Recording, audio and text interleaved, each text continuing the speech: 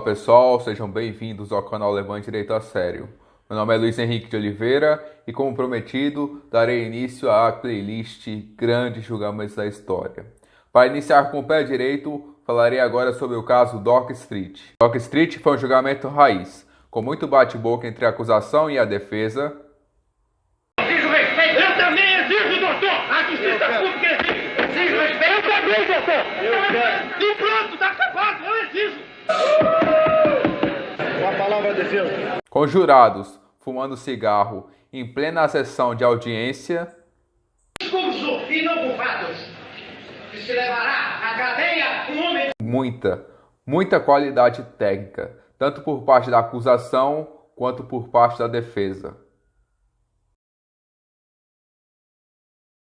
O caso trata-se do assassinato da socialite Ângela Diniz pelo seu companheiro Dock Street. Dock Street e Ângela estavam juntos há 4 meses, após Dock Street separar-se de sua mulher e seus filhos para viver com Ângela. Ângela era muito bonita e muito sedutora, além de gostar muito de frequentar festas. Dock Street, por sua vez, era extremamente ciumento e esquentado. A tragédia estava, portanto, anunciada. No dia 30 de dezembro de 1976, Ângela Diniz e Dock Street passaram o dia brigando em Búzios. Até que chegou o ponto de Ângela dizer para Dock Street que queria romper o relacionamento, que não queria mais ficar com ele e expulsar ele de casa. Dock Street saiu de casa, mas após pensar um pouco, decidiu retornar para tentar dissuadir Ângela de sua decisão. Dock Street retornou e tentou convencer Ângela a ficar com ele. Implorou para que ela voltasse. Ela consentiu após tantos pedidos, mas com uma condição. Ângela disse para Dock Street que ficaria com ele, caso ele aceitasse que ela saísse com homens e mulheres e que pudesse sair horário que ela quisesse, que vai sair quando quisesse, pois estava cansada de ter a sua liberdade cerceada pelo Dock Street. Foi o estopim. Após Ângela ter dito isto, Dock Street pegou a sua bereta e desferiu 4 tiros nela, matando-a instantaneamente. O caso foi amplamente divulgado pela mídia e atraiu os olhares da opinião pública. Como é idiosincrático em casos muito famosos, os grandes juristas também ficaram interessados. E tivemos um grande debate entre 2 grandes juristas de 2 lados distintos. Do lado da defesa estava Evandro Lins e Silva. Evandro Lins e Silva já tinha sido ministro do STF e era talvez naquela época o advogado mais famoso de todos. Do outro lado da acusação estava Evaristo de Moraes Filho, o filho do grande jurista Evaristo de Moraes e que também era um grande jurista. Evandro Lins e Silva estava em desvantagem, pois tinha a missão não fácil de defender um homicida confesso que matou a sua companheira com 4 tiros. No entanto, Evaristo de Moraes Filho, o acusador, disse em entrevista antes do primeiro julgamento de que duvidava e temia que ocorresse uma reviravolta no julgamento, devido à qualidade do advogado de defesa, devido à qualidade da defesa do Evandro Lins e Silva. Gostaria de fazer uma ressalva quanto a este meu prognóstico. É que o acusado conta com um trunfo cujo efeito é imprevisível. Esse trunfo é o excepcional talento de seu defensor. Evandro Lins e Silva acreditava que esse seria seu último caso, haja vista a sua idade. Então dedicou-se e empenhou-se a fazer a melhor defesa possível, que não começou, diga-se de passagem, no julgamento, e sim antes dele. Começou no próprio processo, onde Evandro Lins e Silva demonstra, no livro A Defesa Tem a Palavra, como postulou os habeas corpus para conseguir que o Dock Street esperasse o julgamento em liberdade. E conseguiu, de fato. Dock Street esperou o julgamento livre, nas ruas.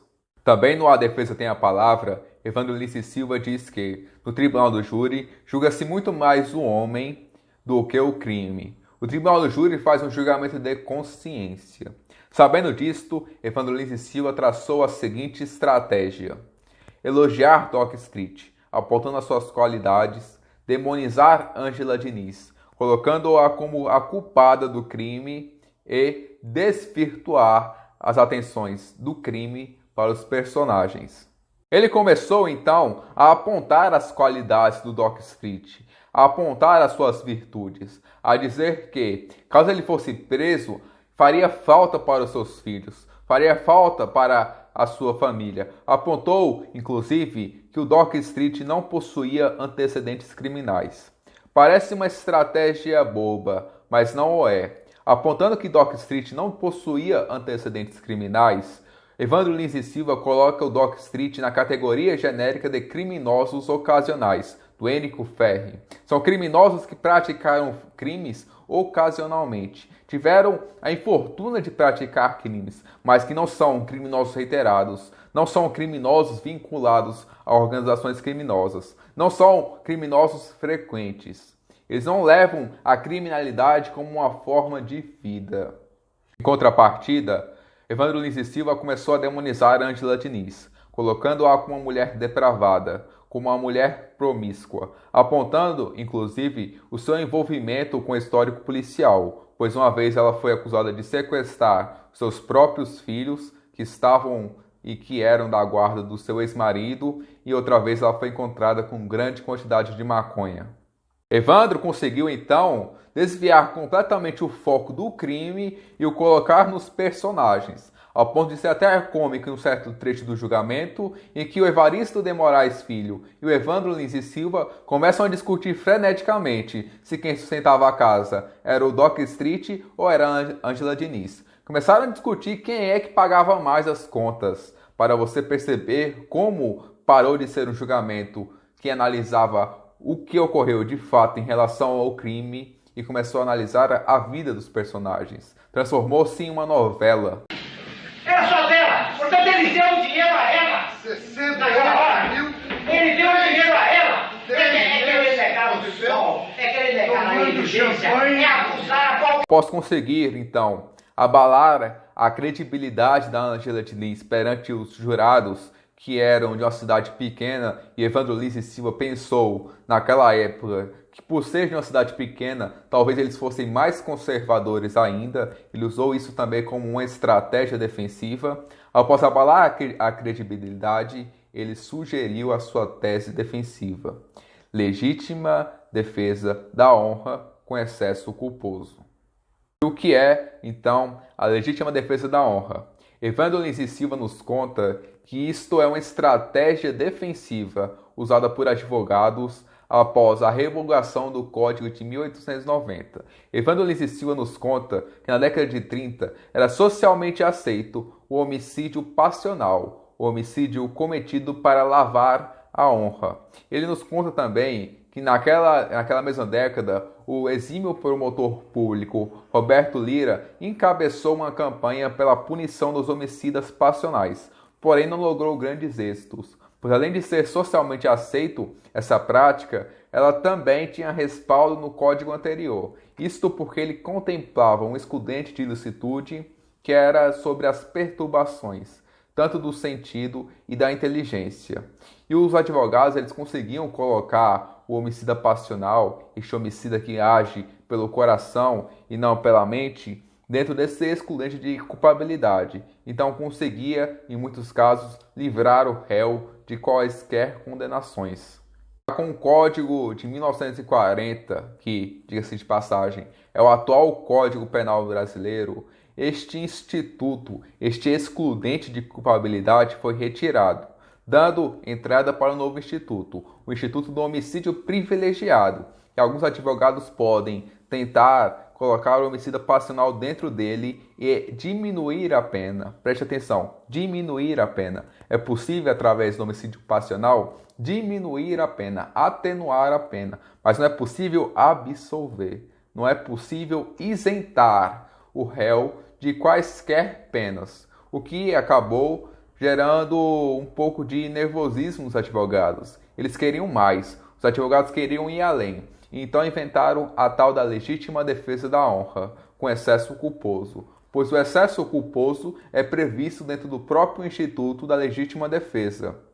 Conseguindo colocar a legítima defesa com excesso culposo, os advogados conseguiam reduzir a pena até 2 anos e conseguiam, a partir disto, a SUSS, suspensão condicional da pena, o que fazia com que os réus não precisassem, após a condenação, ir para o cárcere. Eles continuavam livres, eles podiam continuar soltos caso tivessem bons antecedentes.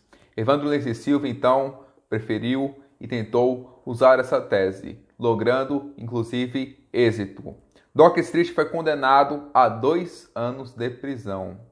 Conseguiu o privilégio da SUSS, a suspensão condicional da pena. Conseguiu ficar solto após a condenação. Apesar de Dock Street ter sido condenado, não pode se considerar um meio termo. Não pode se considerar uma vitória da acusação. Pelo contrário, foi uma derrota. Foi praticamente uma absolvição. Daram a pena de 2 anos para um crime tão bárbaro, para um crime tão cruel. Ele não deu a menor capacidade de Ângela Diniz ter se defendido. Justamente por isto, a acusação entrou com um recurso e a ampla parte da sociedade brasileira revoltou-se para com a pena. Boa parte da sociedade brasileira começou a criticar, começou a levantar campanhas contra esta decisão, contra esta pena. Levantou-se até o discurso "quem ama não mata". Eu tenho certeza que você já deve ter escutado esse slogan em algum lugar. Começou a gerar uma comoção social tão grande que ocorreu, após alguns anos, um novo julgamento. Desta vez, sem o Evandro Lins e Silva. Foi um novo advogado e desta vez o Dock Street foi condenado a 15 anos de prisão. Evandro Lins e Silva também foi muito criticado, tanto por seus pares quanto pela sociedade civil. Mas, em defesa do Evandro Lins e Silva, digo que, 20 anos antes desse julgamento, o Evandro usou a mesmíssima tese para defender uma mulher que era espancada e que era agredida verbalmente pelo marido, e que após tanto espancamento e tantas agressões verbais, acabou matando-o. Evandro Lins usou a mesmíssima tese e conseguiu inocentá-la. A verdade é que Evandro Lins e Silva era um exímio defensor, como ele mesmo se chamava, era um viciado pela liberdade. Ele fazia o máximo que podia dentro da legalidade para fazer a melhor defesa possível. Ele fazia a melhor defesa possível, a defesa mais técnica, a defesa mais erudita e a defesa mais inteligente que podia. Não à toa ele foi eleito por muitos o melhor advogado brasileiro do século passado. Então é isso, pessoal. Caso tenham gostado do vídeo, se inscrevam no canal, curtam o vídeo, compartilhem com os amigos e deixem aí nos comentários os próximos vídeos que vocês querem que eu fale sobre julgamentos. Eu irei fazer uma playlist sobre grandes julgamentos da história e pretendo falar sobre muitos outros.